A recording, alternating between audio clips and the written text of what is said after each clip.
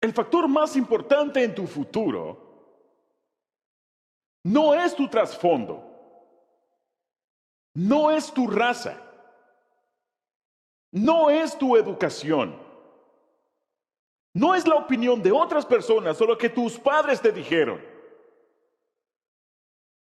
El factor más importante en tu futuro es escuchar a Dios. ¿Qué dice Dios acerca de tu vida? Ahora, el tema de esta conferencia, Hillsong 2015, es Habla, Señor. Estamos escuchando. Así que el día de ayer me senté y escribí algunos pensamientos. Y quiero hablarles esta mañana. Y de hecho quisiera invitar al pastor Brian, cuando estemos a mitad de este mensaje, para que compartamos juntos mientras hablamos de escuchar la voz de Dios. Nada es más importante en tu vida que el que tú aprendas a escuchar la voz de Dios y la distingas de la voz de Satanás, las voces de otras personas y tu propia voz. Nada es más importante que eso. Es un gran tema. Ahora, la Biblia está llena de ejemplos de Dios hablando a las personas una y otra vez. Entonces, ¿cuál es el problema en la actualidad? ¿Acaso Dios tiene laringitis? ¿Tiene la garganta irritada? ¿Por qué no puedes escuchar a Dios hablándote de forma regular? Y la respuesta es, porque no estamos sintonizados. No estamos sintonizados. Y lo que quiero hacer en esta mañana es que quiero compartir rápidamente el mejor ejemplo que conozco en la Escritura acerca de cómo escuchar la voz de Dios con Moisés. Y luego quisiera invitar al pastor Brian, y por supuesto le dije que queríamos esto, y quisiera tener la oportunidad de discutir con él cómo pruebas una impresión. Porque muchas personas no saben cómo hacerlo. Ahora, cuanto más tiempo caminas con el Señor, yo lo he hecho por más de 50 años. Yo conozco la voz de Jesucristo, sé cuándo me está hablando, no cabe ninguna duda en mi mente. Y la Biblia dice que escuchar la voz de Dios y poder distinguirla es importante por 3 razones. Primero, porque prueba que eres un hijo de Dios. Jesús dijo, mis ovejas escuchan mi voz. La Biblia nos dice en el libro de Juan, capítulo 8, verso 47, todo el que pertenece a Dios escucha la voz de Dios. Y el que no pertenece a Dios no la escucha. Y no solo eso, también te protege de los errores. Job 33 habla al respecto. Y no solo eso, sino que es la clave para una vida productiva. Todo lo que he logrado en mi vida se debe a la gracia de Dios. Y es gracias a que pude discernir qué es lo que Dios estaba diciendo en ese momento. Nada es más importante que el que puedas decir, habla Señor, te estoy escuchando. Y luego no tener ninguna duda de que era Dios quien te estaba hablando. Ahora, para escuchar la voz de Dios, debes iniciar con una actitud de sumisión. Debes rendirte de antemano. No se trata de dime, Señor, y luego decidiré qué hacer. Se trata de que ya he decidido que sí. Ahora, dime qué es lo que quieres, cuáles son las instrucciones. El mejor ejemplo de esto es Moisés. Ahora, puedes dividir la vida de Moisés en 3 etapas, 40, 40 y 40. Ahora, él estuvo 40 años en el desierto. Pero antes de eso, estuvo 40 años en la casa de Faraón, aprendiendo a ser alguien. Luego estuvo 40 años en el desierto, aprendiendo a ser un don nadie. Y luego pasó los últimos 40 años de su vida siendo alguien para Dios. Y el episodio que quiero que veamos por un momento ocurrió cuando él estaba a 2/3 de su vida. Moisés tenía 80 años. Fue al final de los 40 años en el desierto. Y la Biblia dice en Éxodo capítulo 4, entonces el Señor, esto es cuando él estaba frente a la zarza ardiente, el Señor le preguntó a Moisés, ¿qué tienes en tu mano? Una vara, respondió Moisés. Esa, por cierto, es la segunda pregunta más importante en tu vida. ¿Qué tienes en tu mano? La pregunta más importante en la vida es, ¿qué hiciste con mi Hijo Jesucristo? Espero que sepas la respuesta a eso. La segunda pregunta más importante es, ¿qué tienes en tu mano? Ahora, veamos esto. Moisés estaba en el desierto y él estaba cuidando ovejas. Y un día, él ve esta zarza ardiente. Así que él se acercó y una voz salió de la zarza y le dijo: Moisés, esta es tierra santa.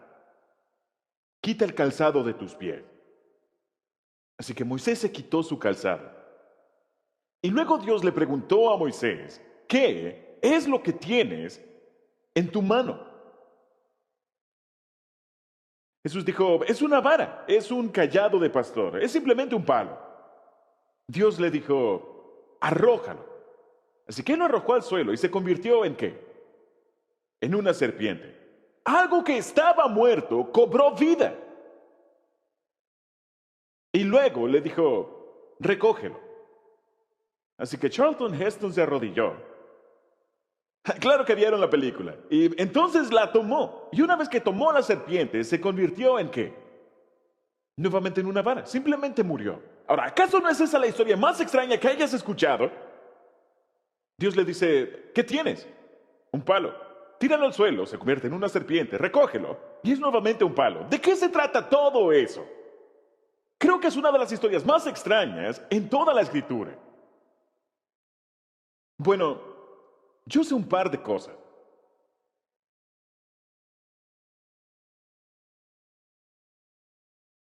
Dios no dice: sabes, acabo de aprender este nuevo truco en el castillo mágico. Con esto vas a impresionar a tus amigos en tu próxima fiesta. Tira una vara al suelo y se convertirá en una serpiente. Vuélvela a recoger y será nuevamente una vara. ¡Wow! Eso será genial, encantará a todos. Dios nunca hace un milagro para alardear. Siempre intenta enseñarte una lección. Cada milagro es una parábola, cada parábola es un milagro. Es un milagro de una verdad eterna. Es lo que quiere enseñarte. Lo segundo que se acerca de esto es que cuando Dios te hace una pregunta, Él ya sabe la respuesta. Cuando Dios te hace una pregunta, Él quiere que tú sepas cuál es la respuesta. Dios sabía lo que Moisés tenía en su mano. Él sabía 1000 años antes de que Moisés naciera lo que él tendría en su mano. Cuando Dios te pregunta: ¿qué tienes en tu mano? Él pregunta: ¿puedes reconocer qué es lo que hay en tu mano? Ahora, la clave de esta historia es entender el simbolismo de la vara. Porque la vara representa 3 cosas en la vida de Moisés: su identidad, sus ingresos y su influencia. Primero, la vara representa la identidad de Moisés. Representa quién es él. Cada ocupación tiene su propio símbolo. Si yo uso un estetoscopio sobre mi cuello, te darás cuenta que soy un doctor. Si yo uso una chaqueta blanca, significa que soy un técnico de laboratorio o un científico. El cayado del pastor, ¿sabes? Esa vara con la punta un poco curva, es un símbolo de lo que era Moisés. Él era un pastor. Era el símbolo de quién era él. La vara del pastor es el símbolo de un pastor. Segundo, no solo es el símbolo de su identidad, también es el símbolo de sus ingresos. Porque en esos días podías medir las riquezas de un hombre por cuántos animales tenía. Todas tus riquezas se representaban en tus animales. No habían acciones, ni bonos, ni cuentas bancarias, ni certificados de ahorro. Así que era fácil identificar cuán rica era una persona. Si tienes muchos animales, eres rico. Si tienes pocos animales, estás bien. Si no tienes animales, eres pobre. Así que su rebaño, la vara del pastor, representa no solamente su identidad, sino también sus ingresos. Él se ganaba la vida cuidando ovejas. Y todos sus bienes estaban representados en su rebaño. Por eso en el libro de Proverbios dice: conoce bien la condición de tu rebaño. La traducción moderna de eso sería: conoce bien cuáles son tus negocios. En la actualidad, en lugar de decir conoce la condición de tu rebaño, Dios diría: conoce la condición de tus acciones y tus bonos. Pero en esos días, tu sustento se representaba en animales. Así que esto representa no solamente su identidad, también representa sus ingresos, cuánto dinero tenía, su riqueza, su fuente de provisión para su vida. Y luego, lo tercero que representa es que representa su influencia. ¿Para qué utilizas una vara si eres un pastor? La mueves, la usas para mover ovejas de un punto A un punto B. Ya sea que tires de ellas o que las toques, con el gancho o con el callado. Y mueves gente, mueves ovejas con la vara del pastor. Representa influencia. Y Dios le está diciendo a Moisés, quiero que rindas tu identidad y tus ingresos y tu influencia. Y quiero que me las des. Y si me lo das, haré que estas cosas cobren vida. Haré un milagro si me lo entregas, si lo rindes. Pero cada vez que tú lo levantes, cada vez que lo tomes de regreso, morirá. Y entonces volverá a ser un palo viejo y sucio. Dios te está diciendo esto el día de hoy. ¿Qué es lo que hay en tu mano? ¿Cuál es tu identidad? ¿Cuál es tu ingreso? ¿Cuál es tu influencia? Sin importar cuán grande o pequeño sea, Dios te dice, ¿sabes qué es lo que he puesto en tu mano? Y si lo postras delante de mí, haré que esto cobre vida. Pero cada vez que lo tomes de regreso, entonces morirá. Ahora, esta pequeña historia quisiera sugerir que es una de las historias más grandes en la historia, porque si esto no hubiera ocurrido, no habría Éxodo, no habrían 10 mandamientos, no habría nación de Israel, no habría Mesías, no habría muerte en la cruz, no habría iglesia y no estaríamos aquí sentados si Moisés no hubiera hecho eso. Es un momento crucial en la historia. ¿Qué tienes en tu mano? Así que él lo tiró al suelo y Dios dijo, haré que cobre vida y entonces haré milagros. Ahora, es interesante que luego de que esto ocurre, en Éxodo 3 y 4, nunca más en la Biblia se llama la vara de Moisés. Desde este momento en adelante, cada vez que este palo se menciona en la Escritura, ya no se conoce como la vara de Moisés, ahora se llama la vara de Dios. Y fue la vara de Dios la que Dios usó para hacer todos los milagros en Éxodo. Él hizo todas las 10 plagas a través de la vara de Dios. Moisés tomó la vara, tocó el río Nilo con ella y se convirtió en sangre.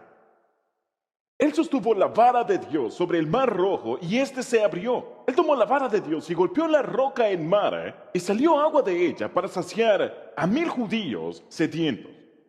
Cada milagro de ese momento en adelante fue hecho a través de la vara de Dios. ¿Qué hay en tu mano? Y si no escuchas nada más o no logro terminar este mensaje, lo que quiero decirte es que debes tomar tu identidad, tus ingresos y tu influencia y necesitas ponerlo delante de Dios. Y Dios dice, si lo haces, haré que cobre vida.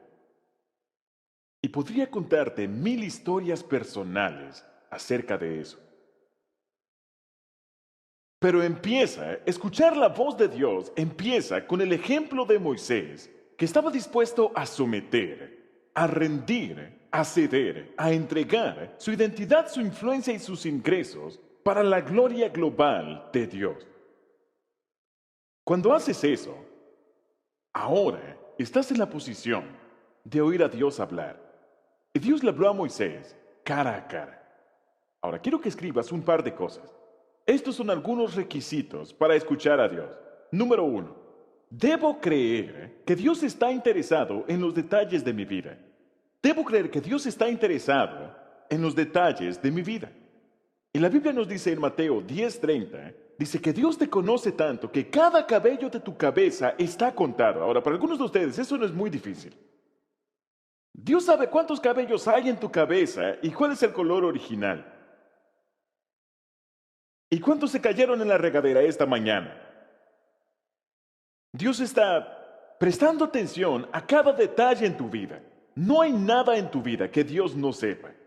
Así que antes de entenderte que Dios quiere hablarte, debes entender que Dios presta atención a cada detalle en tu vida. No hay detalle del cual Él no preste atención. ¿Por qué? Porque la Biblia dice que Dios es amor.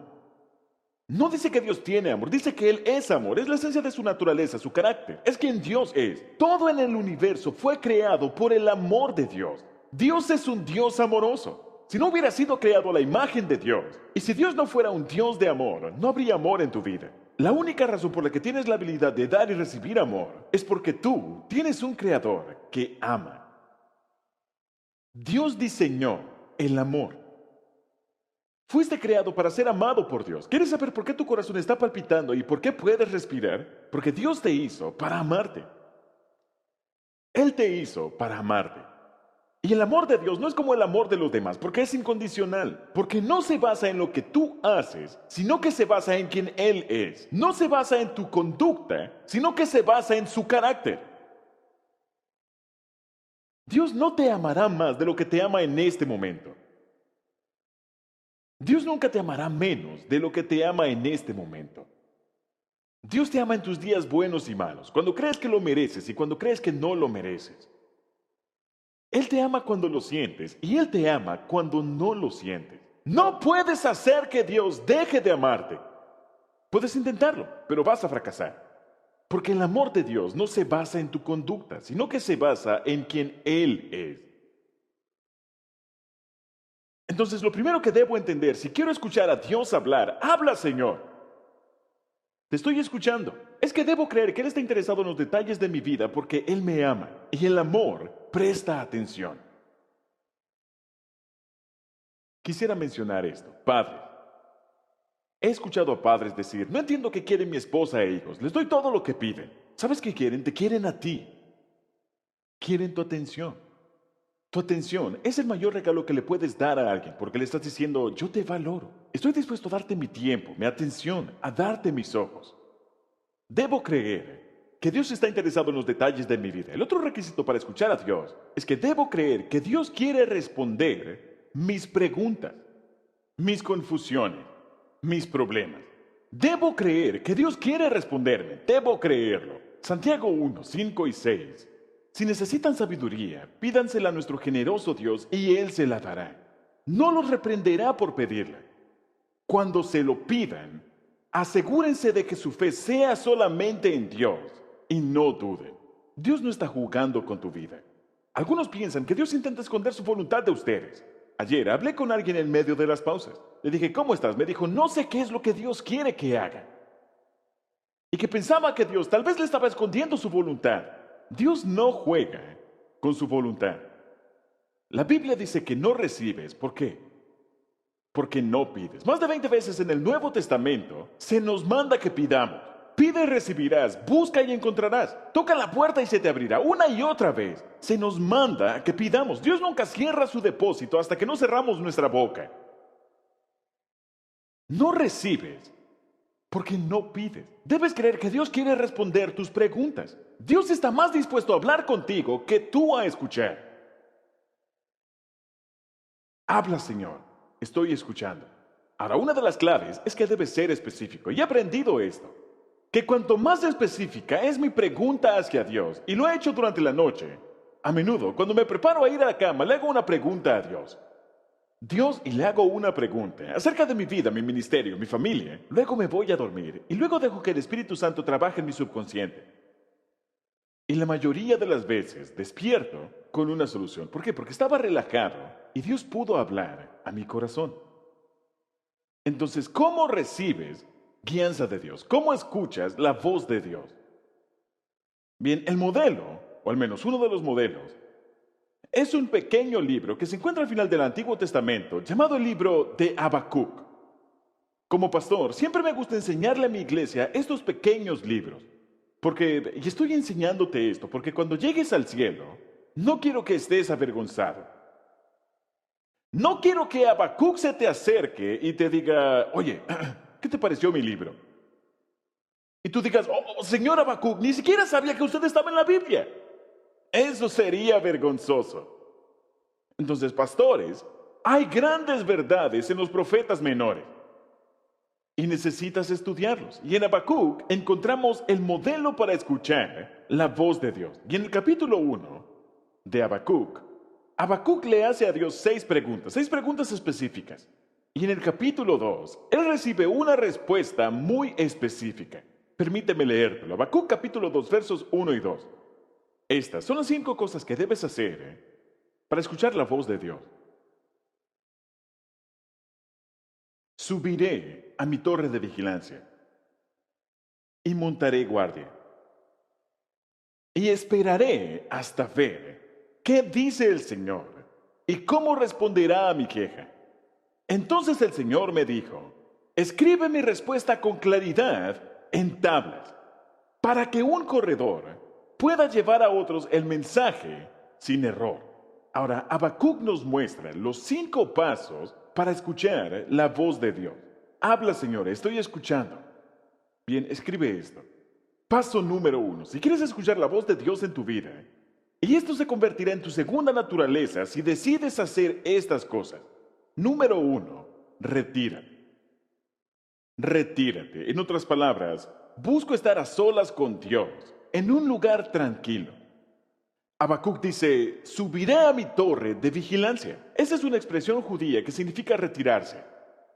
No puedes escuchar la voz de Dios si tienes puestos tus auriculares. Si siempre estás escuchando otra cosa, si siempre estás rodeado de ruido, la Biblia nos enseña que Jesús a menudo se retiró a un lugar solitario para orar. Esto significa que es un hábito. ¿Tienes ese hábito? Algunos de ustedes no soportan estar solos. Es algo que te atemoriza, te hace estar nervioso. Logras estar en silencio solamente 3 segundos, pero luego necesitas subir el volumen de tu reproductor MP3. Lo que debes hacer es retirarte. Debes remover cada distracción como te sea posible. Me retiro, subiré a mi torre de vigilancia. Número 2, debes esperar. Debes retirarte y debes esperar. Dice que debo esperar. Entonces, ¿qué significa eso? Significa que calmo mi mente y mis emociones. La Nueva Traducción Internacional dice, me apostaré en los terraplenes. ¿Qué significa eso? Que no te mueves. No debes moverte, debes tranquilizarte. El apuro es la muerte de la oración. Dios, necesito hablarte, pero que sea rápido, porque estoy apurado. Tengo que ir a Starbucks. Entonces no escucharás a Dios. Dios le habla a aquellos que esperan en Él. Debes retirarte y debes esperar. Dios le habla a aquellos que se toman el tiempo para escuchar. Y en ese tiempo de espera, lo que haces es calmar tu cuerpo y calmar tu mente y calmar tus emociones. ¿Y cómo lo haces? Lo haces de la forma que lo hizo David. David nos muestra cómo hacerlo.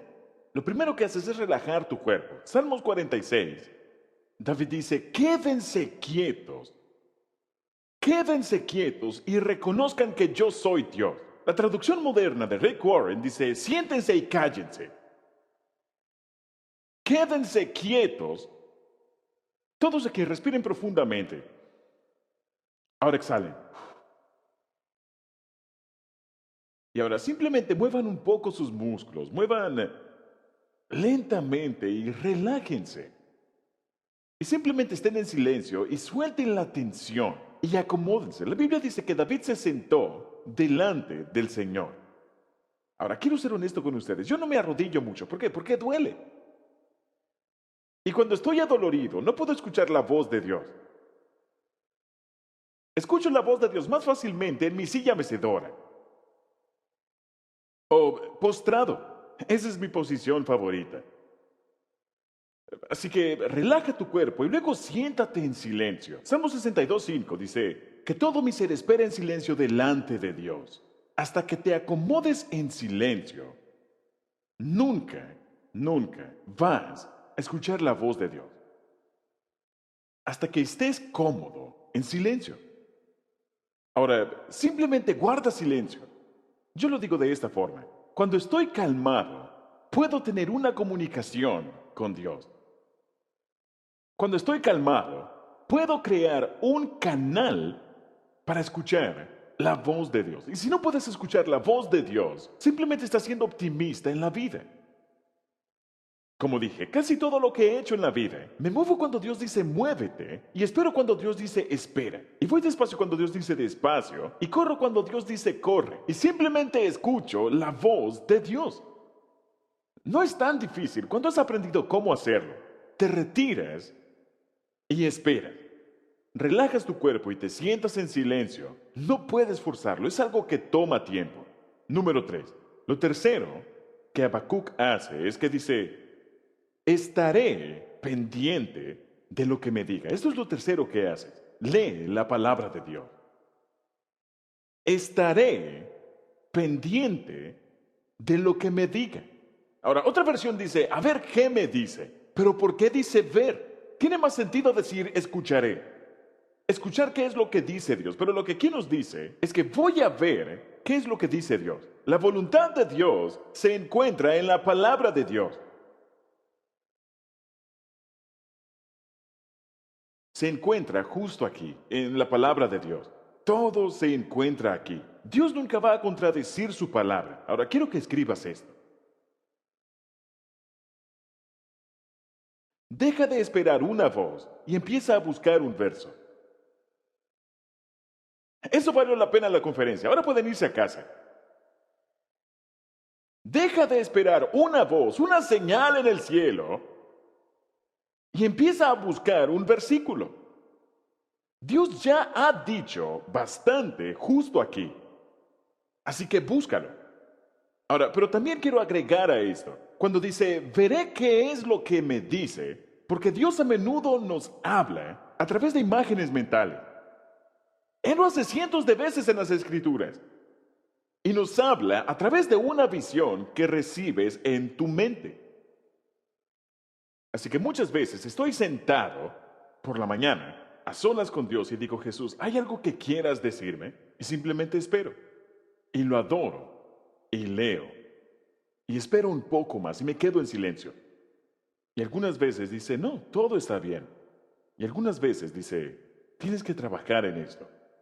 Pero el 80% de las cosas que Dios me dice son palabras de ánimo.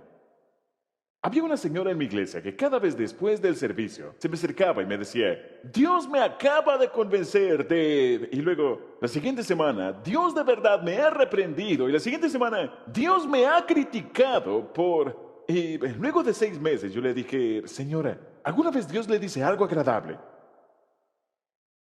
No creo que usted esté sintonizando al mismo Dios que yo conozco. Porque siempre se trata de, no creo que esté dejando hablar a Dios. Paso número 4. Yo me retiro a un lugar seguro, espero y calmo mi mente y mis emociones, y luego leo, veo qué es lo que Dios me quiere decir, y luego paso número 4, escribo. Escribo las reflexiones que recibo.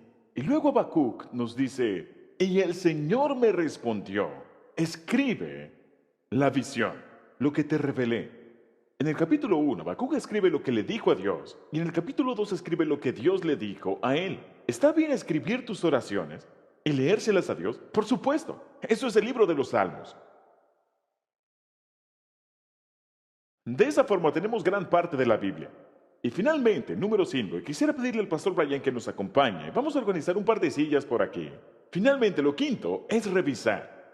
Debo revisar de forma regular lo que Dios me ha enseñado. Dice, escribe la visión y haz que resalte claramente en las tablillas. Ahora, ¿por qué deberías escribir las impresiones que Dios te da en tu tiempo a solas con Dios? Porque una de las cosas que necesitas hacer es probarlas. Debes ponerlas a prueba. Y anoche yo le dije al pastor Brian, sabes, me gustaría invitarte y pasar los últimos 9 o 10 minutos hablando acerca de cómo poner a prueba una impresión. ¿Cómo sabes si una idea viene de Dios? ¿O cómo sabes si viene del diablo? ¿O cómo sabes que viene de ese burrito que te comiste anoche demasiado tarde? Lo cual yo he tenido muchas malas impresiones a partir de esos burritos. Pero la Biblia dice que Satanás se viste de ángel de luz y la Biblia dice que puedes engañarte a ti mismo. Entonces, ¿cómo puedes saber? Ahora, coloquemos estas sillas aquí y quisiera preguntarle a Brian, primero que todo, ¿por qué escogiste este tema? Habla, Señor. Estoy escuchando. ¿Y qué significa esto para ti? Démosle la bienvenida al pastor Brian.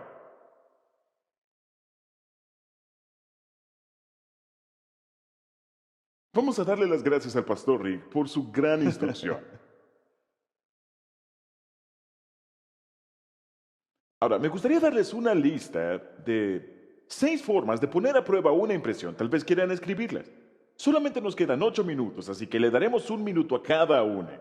Yo mencionaré el concepto y Brian, por favor, si quieres hacer algún comentario, ¿está bien? Entonces, la primera prueba. ¿Cómo pones a prueba si una idea es de Dios? Número 1. ¿Es coherente con la Biblia? La Biblia nos dice en el libro de Lucas, el cielo y la tierra pasarán, pero mi palabra no pasará. La Biblia dice, la hierba se seca y las flores se marchitan, pero la palabra de Dios permanece para siempre. Debe alinearse con la palabra. Puedo darte un terrible ejemplo de alguien haciendo eso de la forma incorrecta. Hace muchos años estábamos hablando con alguien que tenía 11 hijos y él, sabes, estaba felizmente casado, pero de repente tuvo una amante. Así que cuando lo confrontamos, ¿sabes? Cuando hablamos con él para saber qué era lo que había ocurrido, cuando lo confrontamos, dijo, no, Dios me habló y me dijo que estaba bien. Y él, así que le dije, ¿qué fue lo que te dijo Dios? Él dijo, todo lo puedo en Cristo que me fortalece. Así que creo que debe alinearse con todo el contexto de la Escritura y no solamente con un versículo.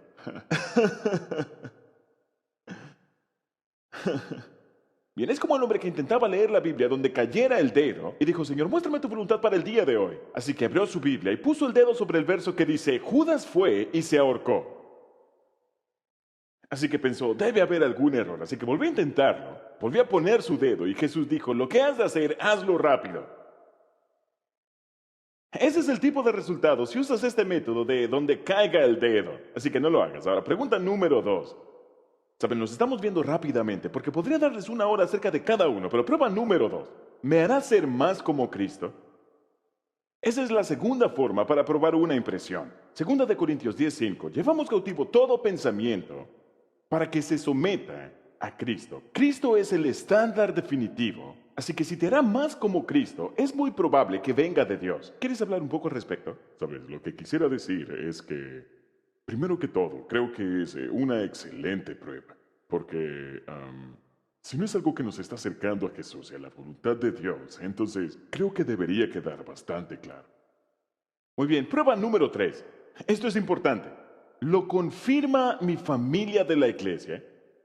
¿Lo confirma mi familia de la iglesia? Efesios 3:10 dice, el propósito de Dios con todo esto fue utilizar a la iglesia para mostrar la amplia variedad de la sabiduría de Dios. La vida cristiana es más que solamente creer, es pertenecer. Formas parte de una familia. Y por cierto, si lees las Escrituras y tienes una interpretación que nadie más en 2000 años de cristianismo ha tenido, adivina qué, estás equivocado. Porque Dios le habla a su cuerpo. Si es verdad, no es nuevo. La verdad siempre ha sido eterna. La verdad nunca es inventada. La verdad se redescubre, pero si es verdad, no es nuevo. Ha existido desde siempre. Sabes, creo que la parte de la familia espiritual es crucial, porque siempre encontrarás a alguien que te diga lo que quieres escuchar. En el Antiguo Testamento, el rey Acab le preguntó a 400 profetas si tenía que ir o no a la guerra, y todos ellos le dijeron lo que él quería escuchar. Porque, y especialmente personas que tienen algún tipo de influencia, siempre tendrán gente a su alrededor, diciéndote lo que quieres escuchar. Y luego se preguntó, ¿queda algún profeta? Y dijo, queda solamente uno. Pero lo odio. Es literalmente lo que dice la Biblia, lo odio. Porque un profeta, 400 profetas le dijeron lo que quería escuchar, pero solo uno le dijo lo que necesitaba escuchar. Y él, sabes, tal vez tu peluquero puede decirte algo. Sí. Pero son las personas correctas, son la familia de la iglesia. El consejo de parte de Dios es crucial. ¿Escucharon lo que acaba de decir? Es muy importante. Si cristianos maduros revisan lo que crees que es una impresión de parte de Dios, debes prestarle atención. ¿Está bien? Cuando tengas una duda, pide ayuda. Cuando tengas una duda, pide ayuda. Busca hombres y mujeres de Dios. La Biblia dice que la sabiduría de los justos puede salvarte. Y por cierto, si tienes una idea y sientes cualquier clase de resistencia personal para compartirla con alguien más, ¿de dónde crees que proviene esa resistencia? No viene de Dios. Viene de Satanás. Muy bien, número 4. La cuarta forma de probar una impresión. ¿Es coherente con la forma que Dios me dio? ¿Es consistente con la forma que Dios me dio? Efesios 2:10. Pues somos la obra maestra de Dios. Él nos creó de nuevo en Cristo Jesús, a fin de que hagamos las cosas buenas que preparó para nosotros tiempo atrás. Puedes descubrir mucho acerca de la voluntad de Dios para tu vida, viendo cómo Dios te diseñó. Yo sé que no es la voluntad de Dios que yo sea un cantante de ópera, porque no puedo llevar la nota ni a la esquina. Y yo sé de que si recibo la impresión de que Dios quiere que renuncie como pastor para convertirme en piloto, sé que no es la voluntad de Dios, porque esa no es mi forma. Es quién eres tú, cómo fuiste diseñado. Así que si no tienes oído musical, Dios no te está llamando a ser un director de alabanza. Lo siento. ¿Quieres agregar algo? Bien, creo que Dios no es esquizofrénico. Él no te hace de una forma para usarte de otra forma. Muy buen punto. Él sabía exactamente lo que tenía en mente cuando te creó y te dio todos esos dones y buen punto. Y eso es lo que dice Efesios. Mira tu forma. Y por cierto, yo escribí un capítulo sobre esto en Una vida con propósito. 5 cosas que te dan tu forma. Formación espiritual, oportunidades, recursos, personalidad y antecedentes. Y el tipo de experiencias que más utiliza Dios para formarte, lamento decírtelo, es el dolor. Las experiencias dolorosas. Tu mayor ministerio nacerá de tu mayor dolor. ¿Quién mejor para ayudar a una persona que ha sido violada que alguien que ha sido violado? Cualquiera puede sacar lo bueno de lo bueno. Dios se especializa en sacar lo bueno de lo malo. A Él le encanta convertir crucifixiones en resurrecciones. Muy bien, nos quedan 2 minutos. 1 minuto con 54 segundos. Número 5. La quinta forma de probar una impresión. Sirve para convicción en lugar de condenación. Ahora, permítanme explicar de qué estamos hablando aquí. La Biblia nos dice que el Espíritu Santo trae convicción de pecado y de juicio. Pero la Biblia también dice en Apocalipsis que Satanás es el acusador. Entonces, ¿cómo sabes cuándo es convicción y cuándo es condenación? La convicción proviene de Dios. La condenación proviene del diablo. La convicción es porque Dios te ama. La condenación viene porque Satanás te odia. La convicción dice que eres un pecador. La condenación dice que no vales nada. Antes de decir cualquier otra cosa, tú vales mucho. ¿Está bien? Vales mucho. Si quieres saber cuán valioso eres, mira a la cruz. Con sus brazos abiertos y sus manos clavadas, Jesús dice, te amo tanto así. Te amo tanto que duele. Con sangre saliendo de sus manos, Él te dice, prefiero morir que vivir sin ti. Así de valioso eres. Eso es cuánto te valora Dios. ¿Saben? Permítanme darles una forma más de probar una impresión y luego de esto quisiera contarles una historia. No planeaba hacerlo, pero la sexta pregunta es, ¿siento la paz de Dios con respecto a esto? Y la Biblia dice que la paz de Dios gobierna en sus corazones. Y si sientes presión, si te sientes abrumado, ¿saben? No tenemos ningún ejemplo en la Escritura de Jesús corriendo a ninguna parte. Él nunca se apresuró. Entonces, el Espíritu Santo te acerca con gentileza.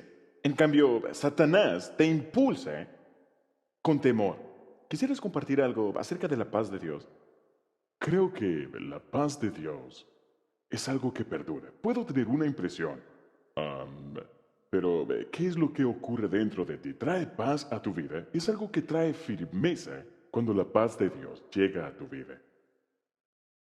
Quiero terminar con esta historia. Saben, hace algún tiempo estuve predicando en una prisión a 6,000 prisioneros. Estuvimos estudiando con ellos 40 días de propósito y 189 hombres hicieron 40 días de propósito y 87 de ellos aceptaron a Cristo, así que fuimos a bautizarlos en el patio. Había 6,000 hombres en el patio y me dieron 1 hora y media para predicarles.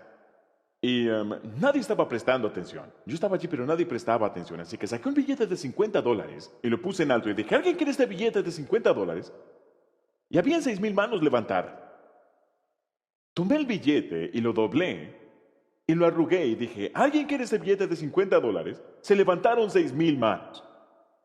Escupí sobre el billete de $50, lo puse en la tierra y lo pisoteé y dije, ¿alguien quiere este billete de $50? Y habían 6,000 manos levantadas. Y les dije, amigos, algunos de ustedes, sus padres le hicieron esto. O tal vez fue la sociedad y te dijeron que no valías nada y te ensuciaron, te dañaron, te hirieron y te escupieron. Y tú también hiciste algunas cosas malas y por eso estás aquí. Pero no has perdido un solo centavo de tu valor ante Dios.